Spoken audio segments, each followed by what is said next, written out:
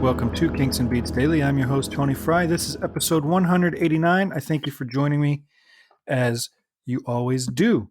Today we are talking about kind of an obscure George Harrison track, solo track, called Grease, which was released November 5th, 1982 on his album Gone Troppo and was the B-side to the single Wake Up My Love on November 8th, 1982. This is a mostly instrumental track and on an oft-forgotten album. Oft is not a word I use enough. So I'm not surprised if a few of you more casual Harrison fans haven't heard of it before, but this may surprise you. I like this track and this album in general. You know, the main reason this album tanked, I think it was his first album not to hit the top 20 since the Beatles, and it was his first album not to go gold in America. Somewhere in England was the first one not to go gold. But the reason this album tanked, quote unquote, had little to do with the music and more to do with Harrison's unwillingness to promote it or to make a single video for the singles. Because there's actually some great tracks on here, and it got some good reviews. You know, the reviews were mostly mixed, but it got some really good reviews. And overall, the production is pretty enjoyable. You know, there's even a Beatles era throwaway on this one that we'll talk about later that I'd imagine in 1982, it's very possible most people didn't know that the song was written, I think, for the White Album. But we know it now.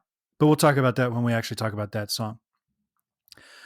George plays a lot of the instruments on this track. It's very guitar driven. He plays a lot of guitars on this album in general. If you're a fan of layered guitars, Gone Troppo is the album for you. But what really stands out for me is the bass work on this song. And that's done by Herbie Flowers, who has actually played on the solo albums of Paul, Ringo, and George, as well as Elton John, David Bowie, Harry Nilsson, and a ton of other people. He's a really famous session bass player from England. And his bass work all over the Gone Troppo album is really cool. But there's something about the way he plays, even the way he plays long tones. He's like, a lot of times he slides down into these long tones. And most times when you hear a bass player, you know, sometimes you don't want to hit flat on the downbeat, especially if you're playing a long tone. And this is kind of an up-tempo song. So, you know, you want this note to sustain, but just hitting it on one is kind of, you know, stale, right? And a lot of bass players would scoop into it. And that's actually the easier technique. But what he does is he scoops from the top down. So he slides down into it. So obviously this is not a bass. So instead of like hitting an A and going, he's starting up top and sliding down, which is a slightly harder technique. I mean, it's not impossible. I just did it. But it's not something that I don't think comes instinctively to a lot of bass players. And it does add to the island feel of this track in general. But just little things like that. And then he does some lines and stuff. I think this is some of the best bass work on a George Harrison album that wasn't provided by Klaus Voormann, who is by far one of my favorite bass players of all time. So if you're listening to this song, put it on headphones and crank it up because the production is really good with all the layered guitars, but really focus on that bass playing by Herbie Flowers. The lone lyrics, I mentioned this is mostly instrumental. The lone lyrics are mostly nonsense. And they're sung in a way that makes them more like an instrumental addition than an actual vocal. Because he's kind of mumbling them. He's kind of whispering them. They're not real forward in the mix. They're kind of mixed as if they're just another guitar layer. It appears twice during the bridge of the song. And the two sets of lyrics. The first bridge, he says, "You go to Slavia." Okay. So he's already starting off with a pun. You go to Slavia. Right. Half past Armenia, down and towards the Med, left side of Turkey, nowhere near Fiji, you will find Greece. Okay. And then the second bridge's lyrics go a little bit more nonsensical, but also a little funnier. There's more like twists of words and stuff when he sings, "You may Athena, handed on Plato, hole in my Socrates, I came Acropolis, on Monte Pythagoras, Ulysses Greece." That's it. Those are the words. Like I said, they're mostly nonsense. It does not add much to the meaning of the song, but it does break up the straight instrumental stuff with some lyrics, even if they are, like I said, mixed as if they were another instrument. It's supposed to be a bit of a fun break, and it works perfectly within this song. And while Grease isn't my favorite George Harrison track ever, it's not even my favorite of his instrumentals. And Gon Troppo isn't my favorite Harrison album. I do enjoy this track quite a bit, and I rarely skip it. Harmonically, this hits all the trademarks of Harrison songs.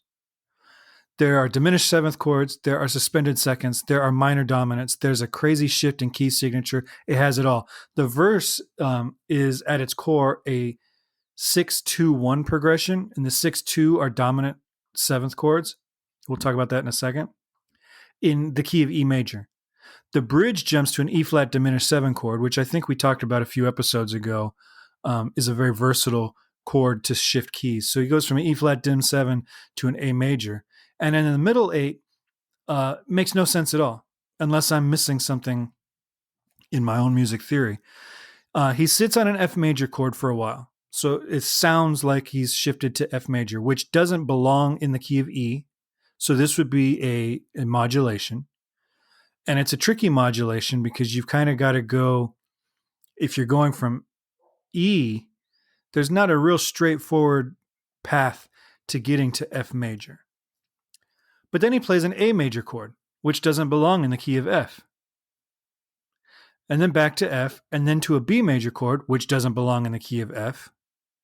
So he's taken the tonic and he's raised it a whole step to F, but he's still playing the 4 and the 5 as if he was still in the key of E.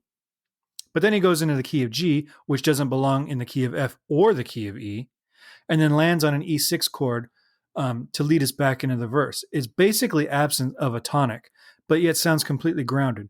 And I don't know where he gets the nerve to play stuff like that, but it's part of what makes his music so difficult to memorize for live performance, because you're not likely to find this chord progression in any other song. And so it doesn't really stick in your head as easy, even though the chords are pretty easy. So we're doing, this is the bridge underneath the words. You go to Slavia, half past Armenia, down to the Lords the Med. Left side of Turkey, nowhere near Fiji, you will find Greece.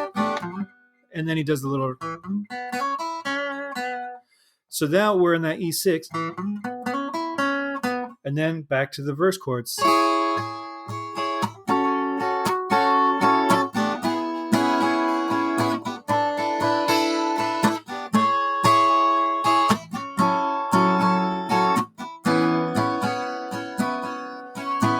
So that's the 2-6-1 that I was telling you about. And then he does this diminished stuff.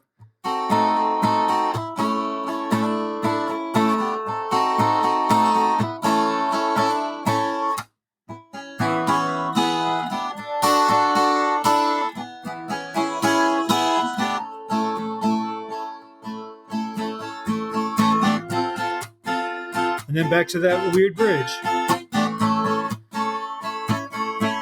So when he hits that sounds like the tonic, right? That sounds, when he hits that A, like Now We're Home.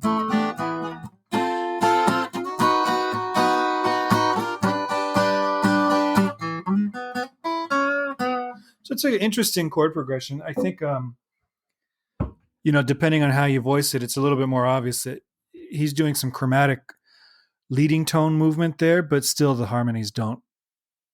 It's not a natural progression that you'd be like, oh, let's do the flat 5 of 4 and then go to the, it's not normal stuff. But it's a cool little tune. I encourage you to listen to it. It is on our Spotify playlist for you to enjoy. And that's it. That's all I got for this one. Give me a call, 925-494-1739. Get involved with the podcast. Follow us on Facebook, or join our group rather, at facebook.com/groups/Kinks and Beats Daily. And follow our new Twitter account at Kinks and Beats. And of course, you can find everything you need to know about this podcast if you go to herohabit.com. All right, make sure to give us a 5-star rating and review, and I will talk to you next time. Take care.